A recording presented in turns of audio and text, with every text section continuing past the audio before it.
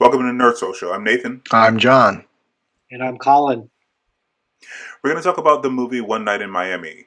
So we're going to give our quick, spoiler-free impressions of the movie, but we really want to delve into the specifics of this movie because it's pretty rich. So, Colin, do you want to start off what you thought about the movie? Sure. I definitely feel as though this movie is very educational. Having been studier of history and also really admiring Malcolm X as a young person and going through his whole political process, as well as watching reading his autobiography and watching Spike Lee's version of Malcolm X, definitely inspired me to become much more politically aware as a teenager and much more activist as I got into my college years. So definitely it kind of harkens back to those times in which I was very politically active. But at the same time, I think that it was a rich story about people who may or may not know who Sam Cooke is, or know Jim Brown is just one of the top running backs in NFL history, and also Muhammad Ali. At this point in his life, he was Cassius Clay. So definitely fills in a lot of the gaps that people might have about these individuals. But for me, it was definitely a revisit of certain parts of kind of certain parts of my education, but also learning new things about these individuals who are very important, not only to Black history, but also to American history.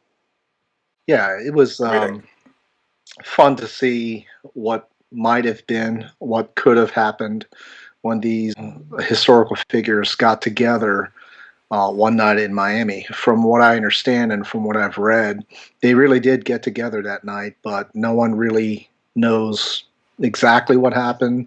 It was kept privately, but it was fun to speculate. So this is based on a 2013 play that Regina King, who's the director of this movie, she did a fabulous job with it. I think all the actors did a great job. They were a lot closer to the real historical figures compared to some of the other more well-known actors out there that portrayed them in other biopics previously. But we can get into a little bit more on that. I just love the way that, I mean, it was very clearly a play because a lot of the action took place in just one room, most of it that is. And I just love the different perspectives that it showed for each of the characters, each of the people, and what they could be, what they stood for, and how they conveyed what it meant to them, especially in the experiences that each of them had, very unique experiences that each had. So a very good perspective for me, and I enjoyed it immensely. Yeah. So again, as you guys said, I enjoyed this movie quite a bit. I saw it with my wife, and I cried several times during the movie. Mm-hmm. It's a very emotional.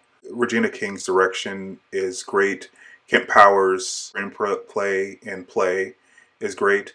I didn't know until I watched this movie that he was also a co-writer on the movie Soul, mm-hmm. The Pixar movie from last year. Pretty much my favorite movie from last year.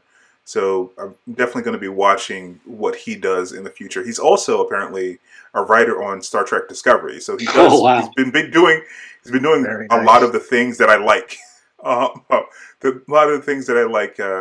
Kemp Powers is involved in. So I really want to just delve into the specifics of the movie. So I guess spoilers ahead. If you haven't seen the movie, go see the movie because we all like the movie. It's great. Mm-hmm. But we're going to, for those who have seen the movie, we're going to start digging into the specifics. So spoiler alert before we start digging in. So I know, Colin, before we actually started recording, you said you had a lot to say. So do you want to, I guess, kick off the conversation about, like, I guess, specifics? Sure. I think that we want to also point out that as we're recording right now, it's actually the day after Malcolm X was assassinated on February 21st, 1965. So there's a lot of historical significance to it. I mean, even though a lot of the events, say, for example, during the time in which Sam Cooke performed on the Tonight Show, was kind of out of order to the to when he actually appeared on the Tonight Show and when it was portrayed in the movie is kind of different years. It's used for dramatic effect and it was used for historical licensing and stuff like that. So in that sense, I think that there are definitely some ways in which it really hits home. And I mentioned earlier before the recording also that I found an article about in the New York Times about how Malcolm X, like his experience is going on his pilgrimage to Mecca.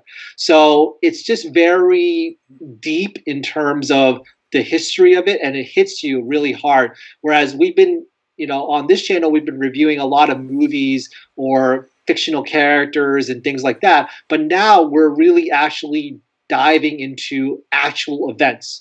And just one other example that I pointed out was Jim Brown. Jim Brown actually went to the Hampton House, I think last year. He did a segment for ESPN, and he actually went there, and he said it was the first time he had been there since that time period in 1964 where all four of them were around that area. So it just, again, hits home tremendously because these are actual events that happened. It's not something that's made up. It's not like made up by somebody or someone. It's actually happened. So in that sense, it just, again, like I said, hits home a lot. Yeah, the central debate between these men, and I actually, before we started recording, read an article with Kemp Powers where he said that, as you said, Colin, we're reviewing a lot of fictional heroes. These were actual real heroes to a lot of people. Right. He's basically he likened it to the meeting of like the Justice League, the Black Justice League in the 60s, and I would probably agree with that. These men were remarkable in their own right. So the fact that they were friends is pretty interesting. He also, I guess, likened them to like the Rat Pack, but the Rat Pack were all singers, but these men had made their names in completely different realms. We have a political activist in Malcolm X. We have a singer in Sam Cooke, football player, and a boxer. So it's interesting the dynamic between all of them and the conversations that they have about how to best be of service to the struggle and best serve civil rights. And as Kemp said in the article that I read, it's a conversation that a lot of Black people have in their head from time to time as well, and not just Black people have in their heads, but also Black intellectuals have been having since Booker T. of Washington used to debate W.E.B. Du Bois. They had a similar argument. The specifics and the nuance of it weren't necessarily the same, but whether or not to assimilate and try to kind of focus on your money or focus on uplift as opposed to direct activism, which is one of the arguments that they have in this movie. But there are lots of different perspectives because we have four men and they definitely overlap in certain areas, but they also disagree in other areas as well. So it's very interesting, the dynamic that how they bounce off of each other. Yeah, first thing I saw, obviously, they were showing Cassius Clay, one of the biggest sports superstars in history. My dad was a huge fan of Muhammad Ali, so I couldn't get away from anything Muhammad Ali when I was younger. Every time he's on screen, my dad's always pointing him out. And so to see this character, this historical figure brought to life, it reminded me, the actor who played him, Eli Goree, I think is his name. And he played him. At first, I thought it was, again, Will Smith from the Ali biopic. He looks similar to him from at a quick glance. Of course, this guy, Eli, is much bigger. Much bigger, and the line delivery is as charismatic as it was. I thought it should have been a little more sing-songy, like the way Muhammad Ali likes to talk, and especially when he's doing it for the cameras. These sports figures in him and also Jim Brown are two of the biggest ones. They were hero worshipped by many people, white and Black, and all around the world, right? Particularly Muhammad Ali and Jim Brown, especially in America. He held the biggest records in football for the longest time. It took a long time for people to break his record. He only did it. He only accomplished it in actually a short career, a short football career. And he was He was awesome. He was absolutely awesome. And of course, I remember him from, of all movies, Running Man with Arnold Schwarzenegger. I remember him from that movie. Yeah, and I guess we can go into a little bit about what each of their stances were as we talk about this a little bit more. But you're right, Nathan. Superstars from different things, different areas, and for them to come together and the clash of not only personalities but philosophies and the way they're going about what each of them do and what each of them do so well. And you're right. A lot of these arguments, discussions happen even today. Colin, I'm sure you know this, right? Where for the longest time, Michael Jordan got a lot of criticism for being the biggest superstar in the world, but it felt like, especially from the black community, people were saying, why isn't he doing more? Why isn't he doing all this? And then more recently, as an owner of the Charlotte franchise, the Charlotte Hornets franchise, he's now seemed to be doing a lot of things, philanthropy, donations, giving away a lot of it to the community. But again, there was a lot of criticism that was thrown his way. And a lot of that, I heard the parallels to that in a lot of the arguments that these guys were having on screen. Yeah, definitely a good point on that. It's just definitely an ongoing struggle about ownership and entrepreneurship. And for me, as a young person, you really gravitate toward Malcolm X, and you're like, wow, he's very dramatic. He is very passionate. He is so charismatic, and you wanna go and go into the cause with him. But at the same time, as I've gotten older, I can definitely see from Sam Cooke's point of view that ownership of oneself and also creating your own brand is also a type of empowerment unto itself. So there's definitely different sort of ways, but of course, the more kind of direct activism way that Nathan was describing is the one that really speaks to a lot of young people. And we have seen it even manifesting itself today in the struggle today with Black Lives Matter, that direct action seems to be the way to go as of this moment. But it doesn't mean that is it the right moment? May or may not be. But there's definitely all these different type of arguments and debates as to which is the best path forward. Yeah. The reason that this movie is so good is that there's just this back and forth. It's kind of like a chess match or a tennis match, because at certain points of the conversation, you agree with Malcolm. And then at certain parts of the conversation, you agree with Sam Cooke. Right. And then Malcolm and Jim Brown are alone, and Jim makes a very interesting point about why Malcolm might be pushing so hard. Right. So they all have their points of view. It's really well staged, and it's really well written. And based on the article that I read with Kemp Powers, the parts that Regina King actually, the direction, of course, is all of her, but she also made some additions to the script, so you can get a better sense of these men. So you get these vignettes that weren't in the original play. The boxing match was something that she added. Sam Cooke singing at the end. It's been a long time coming, but I know change gonna come. Oh yes, it will. Was something that she added. The part where Jim Brown goes back home and has that very interesting conversation with someone who's praising him, worshiping him, but worshiping him even saying you're not a credit. When this white man started talking, I expected him to say a credit to your race, but he didn't. Right. He said He said a credit to this area. I, for one, think that you are a credit not only to this community, but to the entire state of Georgia. And then he won't let him inside of his house because he's an N-word. Yep. Oh, you should let me help you with that. So considerate of you, Jimmy, but we don't allow in the house, so it's quite all right. You keep up the good work. Pretty those additions were Regina King's additions, and they definitely set a scene for the conversation that is the bulk of the movie. I think when I saw a interview with her, the context that she wanted to give is that they were all at their lowest, because the other thing is that Sam Cooke is trying to pursue his path by assimilating, by singing at the Copa, and they're not accepting him at all. How's everybody feeling tonight?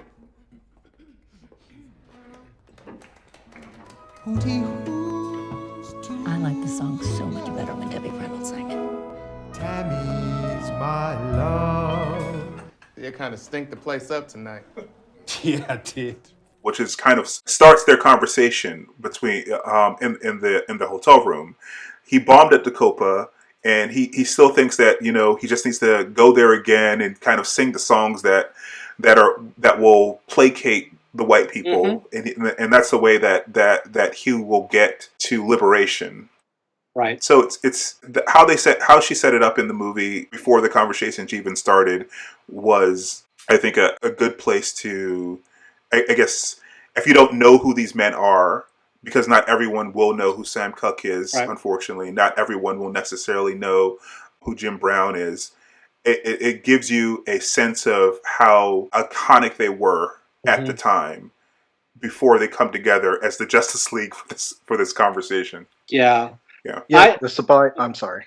Go ahead, John. Say that despite Jim Brown, again, as I mentioned before, being a sports hero, he had a very rude awakening, a reminder that, you may be a hero, but you are still that N-word, according to that guy, right? So that really set the stage. It was like, because, it was leading, boy, this guy is awesome. He's really being nice. And yeah, it looks like he's on a right path. And then boom, like a slap to the face, right? Yeah, he just dropped that. Yeah, as soon as I heard it, I was like, oh my gosh, you got to be kidding me. And then, it's a reminder to people, especially young people who are watching this, and that they hear about all this stuff, and they have to realize and seeing it depicted in this movie, you know what? You can be the biggest star in the world and you're still treated this way. And you know what? It still happens today, right? It still happens today that, LeBron James, who's the most famous basketball player outside of Michael Jordan in the world,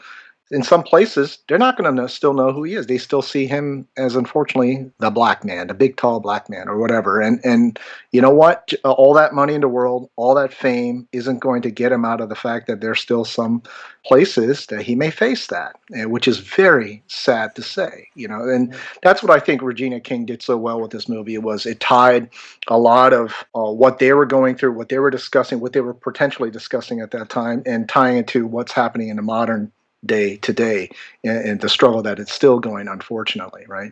Yes, Leslie Odom was definitely speaking on the economic freedom quite a bit. His freedom was to do it through, as you said, Colin, ownership. He's trying to basically, that's where he's getting the power from, the power to be able to buy things and do things, and, to do it with some money. That's where he's trying to gain that power. And there's a lot of people today that also see it the same way. To survive in this world, to do things in this world, you still got to get that credit, that economic freedom to be able to do some of those things. And of course, Malcolm X being accused of being very militant by Sam Cooke, especially being very brash and in your face with a lot of the white listeners at that time. They're at it. They're going at it with each other. Malcolm X is basically accusing Sam Cooke of being a sellout the whole time. He's playing that song. Was it "Blowin' in the Wind" by Bob Dylan? Said, Bob Dylan. Yeah. Why is it that you haven't even come up with a song like this? Here's a white guy speaking to the struggle, and you have only written white guy from Minnesota. Exactly. From Minnesota, right? Minnesota Prince, right? Yeah. And he's basically saying, but here you are writing all these bubblegum songs, these lovey-dovey songs, but that's also what sells at the time. And he's trying to cater to a mainstream audience, that mainstream audience being very white at the time. Right. I think I want to go back to that because I think that scene was probably a very pivotal moment when Malcolm X played the Bob Dylan song "Blowing in the Wind." I mean, that just really was to me, was a knockout punch to the whole debate. Oh, I got something for you. I was thinking about this song I heard on the radio the other day, Sam. Woo! I just love those lyrics. How many roads must a man walk down before you can call him a man? When this Bob Dylan fellow, a white boy from Minnesota, who has nothing to gain from writing a song that speaks more to the struggles of our people than anything that you have ever penned in your life, brother. Being vocally in the struggle's bad for business? Why is this old song going higher on the pop charts than anything you got out? And even before then, Sam Cooke was mentioning about, pieces of the pie and how he said that he wanted the goddamn recipe. And that really does speak to kind of like the power of entrepreneurship and ownership, of course, because you are in control of the situation. Tell me how it's not empowerment. Everybody talks about they want a piece of the pie. Well, I don't. I want the goddamn recipe. So definitely the Bob Dylan Blowing in the Wind song really hit me really, really hard at that point. And just like I think that he was trying to articulate the potential that Sam Cooke would have.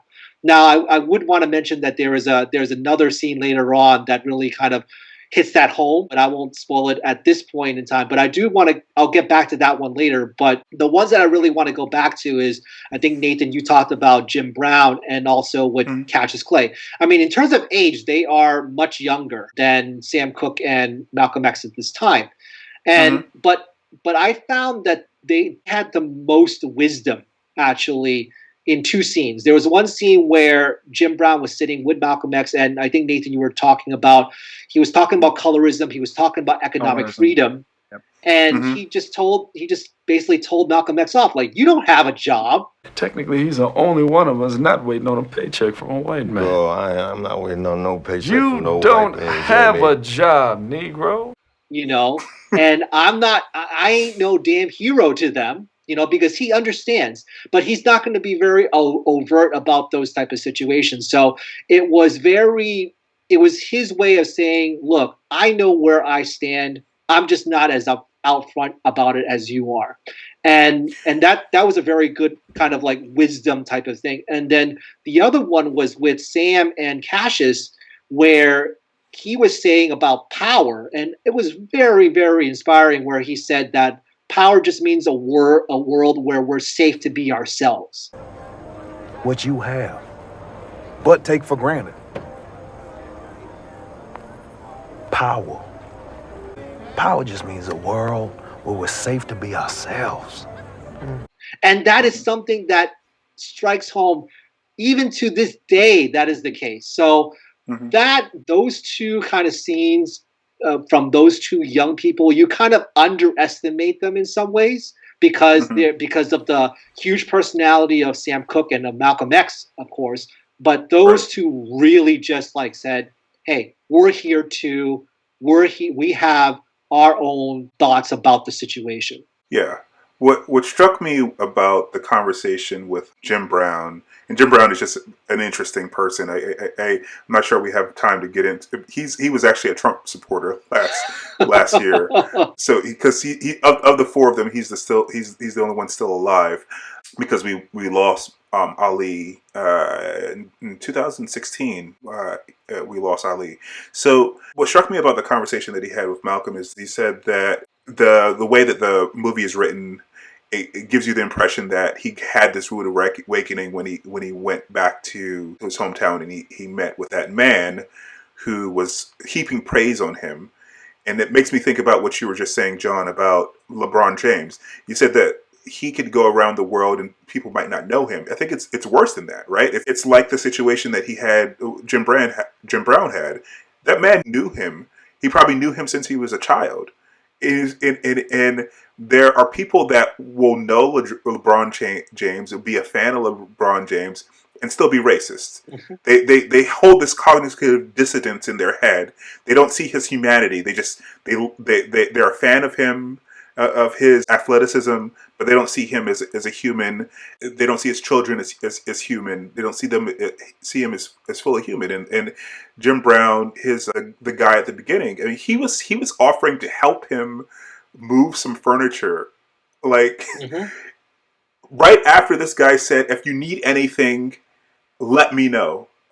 Anything, I'll give it to you." And then he says, "No, we don't let N-words in the house." It's weird. There are people that exist like that. Yeah. And what Jim Brown said to Malcolm is that there are people who want you to praise them. I thought you loved being the hero of the NFL. I ain't no damn hero to them.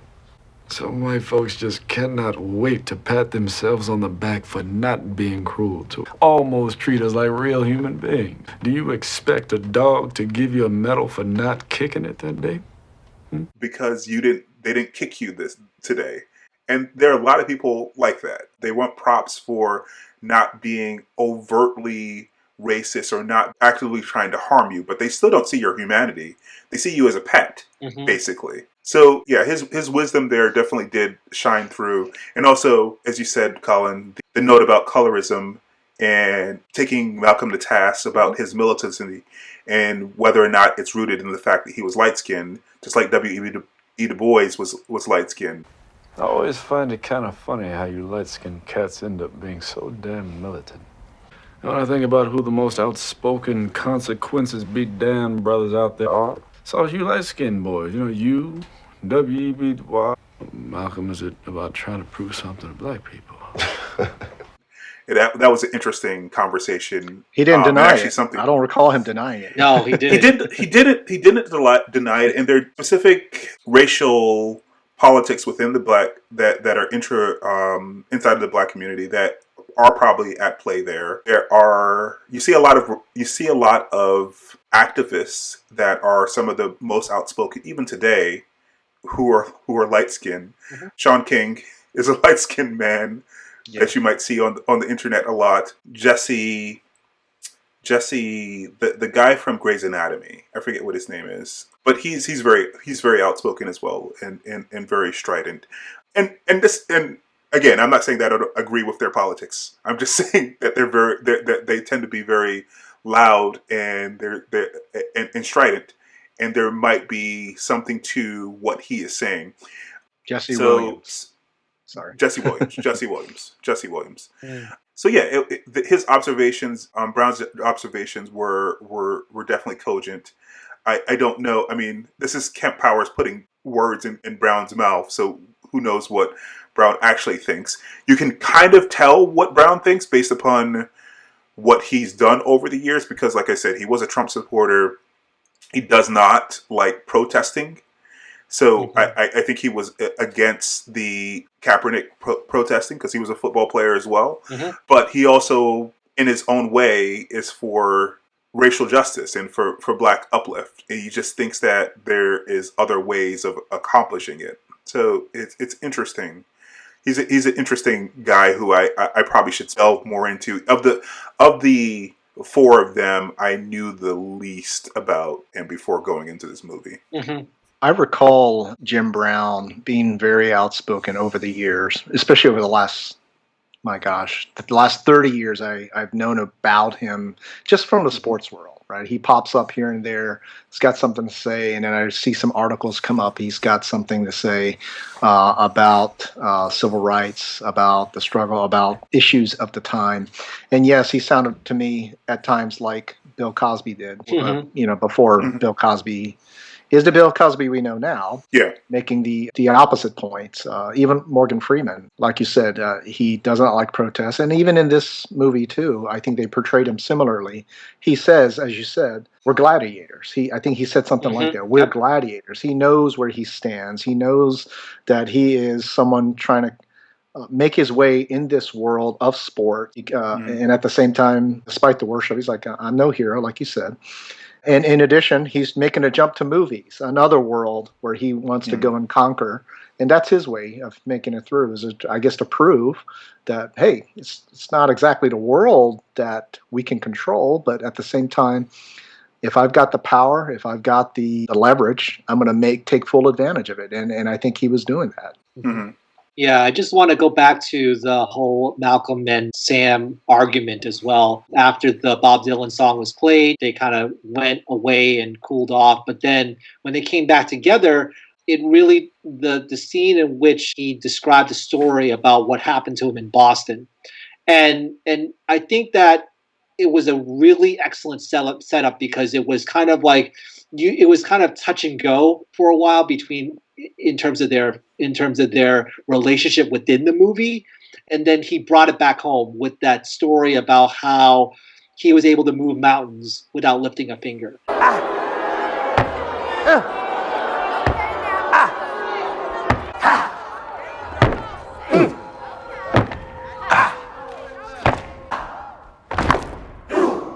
Everybody, oh yeah, that's the sound of the man working on the chain. Yeah, all day long they're singing. That was one hell of a show, Sam. Brother, you could move mountains without lifting a finger. Listen, if I give you a hard time, it's only because I think so highly of you. And that was really, really powerful and really struck me like to the core, because we've had leaders like that in the past that really just, inspire you to action. And so I think that Malcolm's larger point was that you can even be even more powerful with your voice. But then it's though Sam was trying to be defensive and say, look, stop telling me to do that because I'm trying to do it in my own way. But again, like I said, he brought it home by telling him that you could do this in this way, where I'm not saying that you should be the part of the Nation of Islam, but you're doing it in your own way, but you can move mountains in your own way as well. So that kind of like, that was the kind of awakening moment for Sam to be like, okay, I can do it in my way, but also be a voice. And that was very, very important. And also very educational for a lot of young people that are out there watching this. Yeah. Yeah. As you, I think both of you guys said that a lot of the issues that they were discussing then are unfortunately still with us for various reasons. Some of them are actually outlined in another movie that we'll review, Judas and the Black Messiah. Like, a lot of the issues from the civil rights movement are still with us, whether or not, and there are a lot of arguments now about, capitalism and getting the recipe as opposed to the piece of the pie.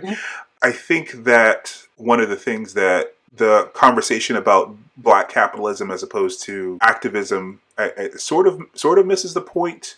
I think that, as Kemp Powers said in the article that I read, it's sort of both and sometimes. It depends on the day. I think that, of course, we can't necessarily be stagnant. We have to work as hard as we can for economic freedom.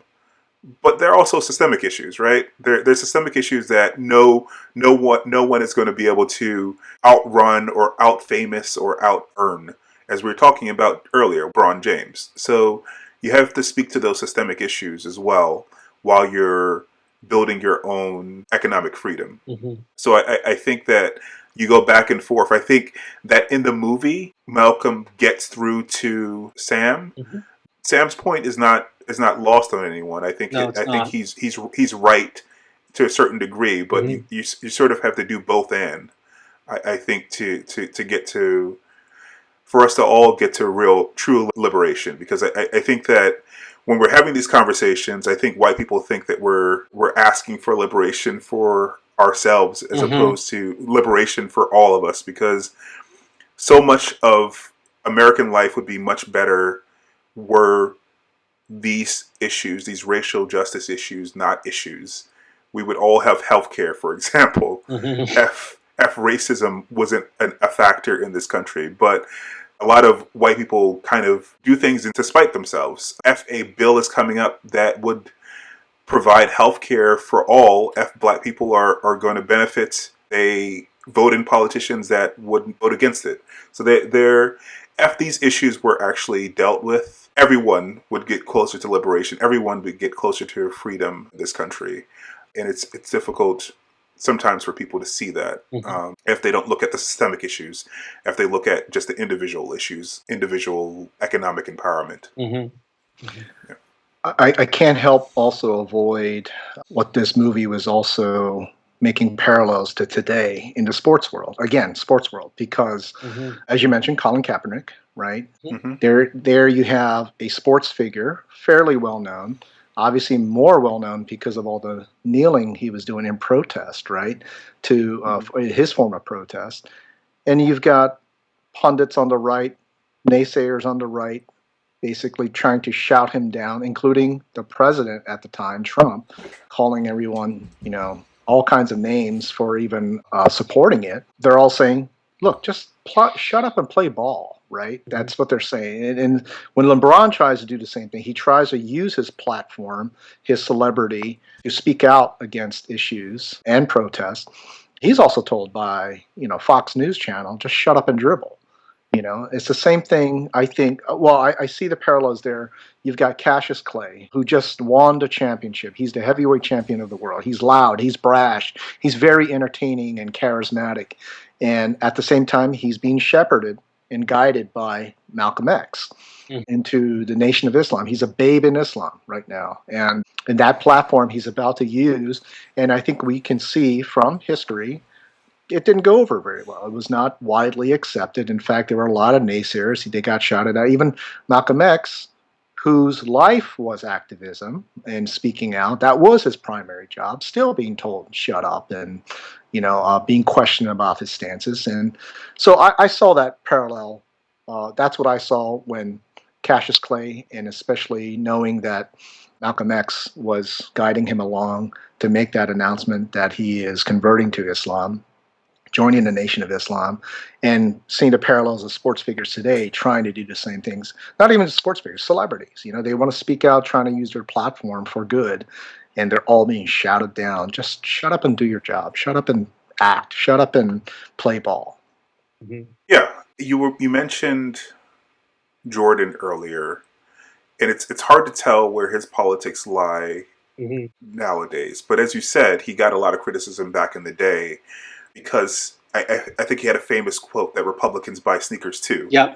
So that was his that was his worldview. So it's interesting that you say that he's spending a lot of money supporting black businesses. So it seems like he's still doing the Jim Brown route of activism. Yep. I still haven't heard him speak out about these things. I've only heard him speak like once or twice about it. It wasn't earth shattering, but it was a little bit. It sounds like he's getting there a little at a time. So I'm going to give him a little bit of credit there on that. But yes, I saw a little bit of Sam Cooke's philosophy, and I saw a little bit of Jim Brown philosophy in there as well. But yeah, it sounds like slowly but surely he's starting to perhaps get it. I hope so. I mean, he is an owner right now, so I think that it does speak to the Sam Cooke argument, where he is owning things, he is running things, he has people that are under him.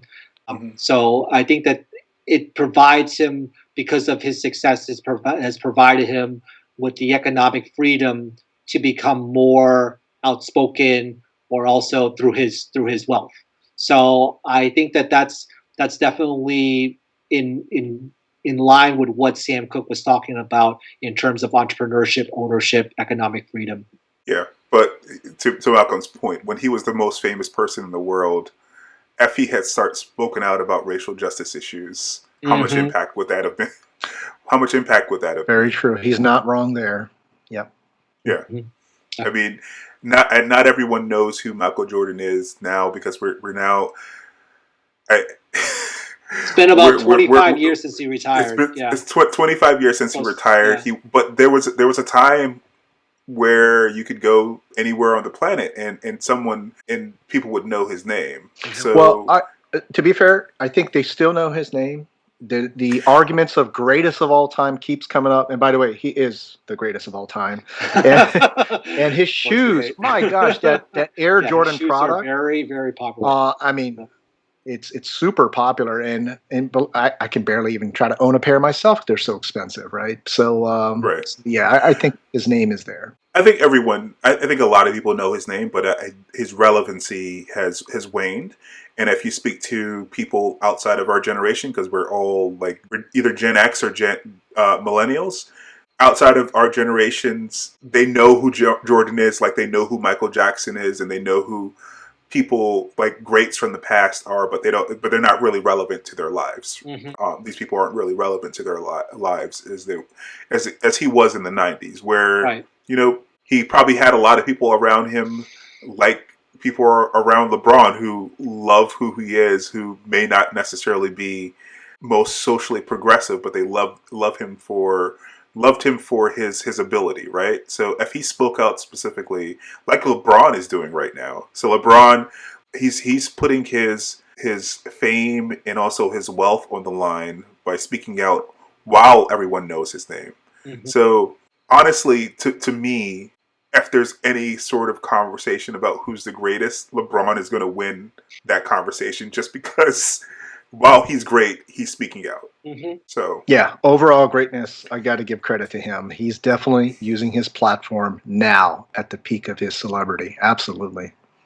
Yeah. I want to take a moment to give credit to these actors. Kingsley Ben-Adir, I've never seen him in anything before, but I thought he was definitely much more spot on than, I know this is controversial, than Denzel Washington. Denzel Washington. Than Denzel Washington. Yeah, because his voice is closer to him. He's got the deeper voice compared to Denzel Washington. So to me, he came off definitely a lot more like Malcolm X. And by the way, I remember watching Malcolm X, I think it was senior year in high school. My buddies and I went to go see it in the theater, and we actually saw it twice. It was that good, Spike Lee's movie.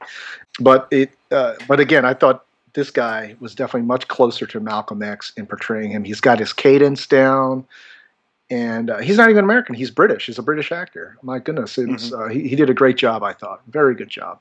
Aldis Hodge, who plays Jim Brown, I've seen him before on, I think there was a Star Trek Discovery web series. I saw him on one of those shorts episodes, Star Trek shorts, and I saw him previously. Calypso. Mm-hmm. And I also saw him previously in Friday Night Lights, and we're going to see him soon as Hawkman in the DC universe as well. So really, oh yeah, he'll be awesome. Hawkman. That's going to be awesome. So I've always been a fan of his. I always hoped he would hit that right role to get him a little bigger, but he did a fantastic job here. I thought he got Jim Brown's tone, voice, and his cadence down in that as well. And Leslie Odom Jr., man, that guy can sing. I think that was his real voice, right? Yes, that's his real voice. Yeah. Holy hell, that was great. Yeah. And the guy who played Eli Goree, who played Muhammad Ali, I thought if I had to pick a guy that was the weakest, it had to be him. But I still thought he did a really good job. Mm-hmm. He definitely had his charisma down, and he was very fun. He played a very fun character. Yeah, Leslie Odom Jr., if people don't know, originally was in the original cast of Hamilton. Mm-hmm. So it's definitely his singing there. He played Aaron Burr. Excellency, sir. Who are you? Aaron Burr, sir. Permission to state my case. As you were, sir. In that original cast, and if you have Disney Plus, you can see his performance there. Mm-hmm. Yeah, just mentioning about Malcolm X, the movie, the Denzel Washington Spike Lee version. I think that it's actually very ironic that toward the end of that movie, they did play Sam Cooke's "A Change Is Gonna Come," and at the end of this movie, they played "A Change Is Gonna Come."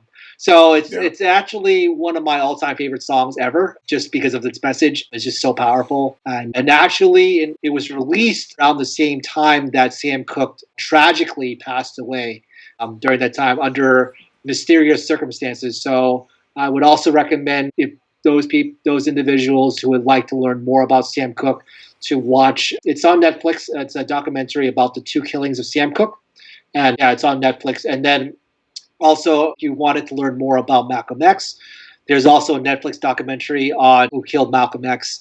It talks about an individual. I think an individual who got very interested about the circumstances surrounding Malcolm X's assassination.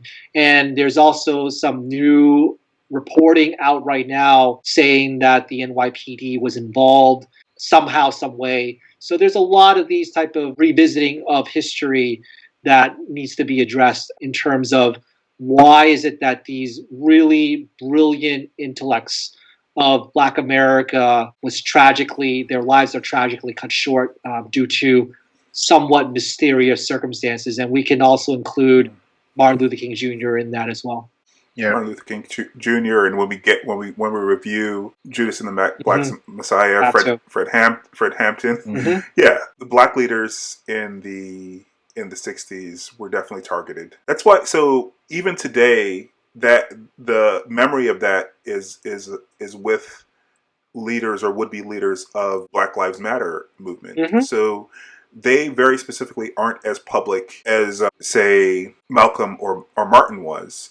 And they get a lot of criticism from like civil rights people that there isn't a spokesperson. But, you know, they killed all those people. Yeah, basically. they did. So that's why the Black Lives Matter movement is more decentralized, because if you don't have a target, you can't break it up as easily. So I think that even though the baby boomers are criticizing the Black Lives Matter movement for not necessarily having one message and people being off book, I think it's safer for the people actually Yeah, I think so. running the movement that it is decentralized, because I think assuming that sort of violence we've gotten past that is, I guess, an exercise in self-delusion, especially if you were here. If anyone watched what happened at January 6th of this year, there are definitely people who would target a leader of a black movement and kill that person, man or woman. So, as you said, we should. If you don't know that history, you should definitely look into it. This is a complex conversation that requires more research outside of our conversation. So we'll definitely link below some of the things that Colin mentioned. I'll also link the article that I read with Kemp Powers, but I'll also provide some information about the debate that W.E.B. Du Bois and Booker T. Washington had most of the 20th century about the best way to black liberation as well, below also. All right, so we've been talking for almost an hour here, but we want to hear what you guys think about the movie and also what you think about the subject matter of the movie. Please comment down below and subscribe if you want more content like this, and we'll see you in the next video. All right, bye guys. Bye, Thanks. everyone. Bye, everybody.